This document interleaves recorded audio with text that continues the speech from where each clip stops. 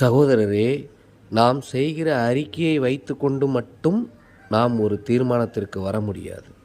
எப்படி என்றால், நாம் வாயினால் அறிக்கை செய்கிறோம் என்னவென்று, இனி நான் பாவம் செய்யேன் என்று.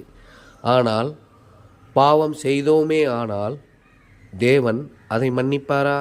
கிரியையினாலும் நாம் பாவம் செய்யாமல் இருந்தால்தான் தேவன் முழுமையாக அதை மன்னிக்கிறார். அப்படியென்றால் நாம் செய்கிற அறிக்கையை பொறுத்து நாம் யார் என்று தீர்மானிக்க முடியாது. நாம் விசுவாசிக்கிற விசுவாசத்தின்படியே நம்முடைய கிரியைகளும் இருந்தால்தான் நாம் அதை வாயினால் அறிக்கை பண்ண வேண்டும். இப்பொழுது பாருங்களேன், நீங்கள் என்ன நம்புகிறீர்கள்? யெகோவாதான் இயேசுவாக வந்தார் என்று நம்புகிறீர்கள். அப்படியென்றால் உங்கள் விசுவாசத்தின்படியே நீங்கள் அதை நம்புகிறீர்கள், கிரியைகளிலும் அதை நீங்கள் செய்கிறீர்கள். எப்படி? அடுத்தவர்களுக்கும் யெகோவாதான் இயேசுவாக வந்தார் என்று எடுத்துரைக்கிறீர்கள். அப்படி இருக்கும் பொழுது நீங்கள் எப்படி கிறிஸ்துவின் சாட்சியாக இருக்க முடியும்?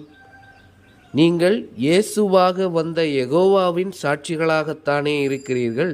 நீங்கள் யெகோவாவின் சாட்சிகளாக இருந்து கொண்டு யெகோவாவின் சாட்சிகளிடத்திலே பேசாதீர்கள், யெகோவாவின் சாட்சிகளிடத்திலே உறவு வைத்து கொள்ளாதீர்கள், யெகோவாவின் சாட்சிகளை நீங்கள் உங்கள் வீட்டில் சேர்த்து கொள்ளாதீர்கள் என்று அறிவுரை கூட கூறுகிறீர்களே.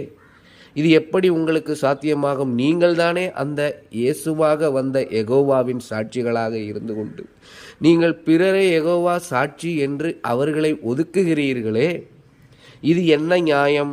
உங்களுடைய விசுவாசத்தின்படியும் உங்களுடைய கிரியைகளின்படியும் நீங்கள் இயேசுவாக வந்த யெகோவாவின் சாட்சிகளாக இருந்து கொண்டு வாயினால் மட்டும் நாங்கள் இயேசு கிறிஸ்துவின் சாட்சிகள் என்று அறிக்கை பண்ணுகிறீர்களே, இது முரணாக தெரியவில்லையா உங்களுக்கு?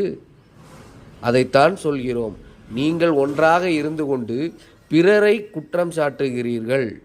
நீங்கள் யெகோவாவின் சாட்சிகளாக இருந்து கொண்டு பிறரை யாரையோ யெகோவா சாட்சிகள் என்று நீங்கள் குற்றம் சாட்டுகிறீர்கள். நான் சொல்லுகிறேன், யெகோவா வேறு, இயேசு கிறிஸ்து வேறு. இயேசு கிறிஸ்துவுக்குத்தான் நான் சாட்சியாக இருக்க முடியும். நான் யெகோவாவிற்கு சாட்சியாக இருந்தேனானால் அது சாபம்.